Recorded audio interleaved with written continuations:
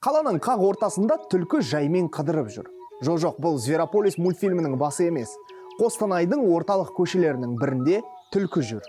Бейнені жергілікті тұрғындар Newscore сервистік қызметіне жіберген, ал ақпаратты Экспресс.ка сайтының тілшілері жазды. Түлкі адамнан қорықпай тұр. Дегенмен түсірген адамның қу түлкі деген сөзіне ренжіп қалған болса керек, артқа қарай қаша бастады.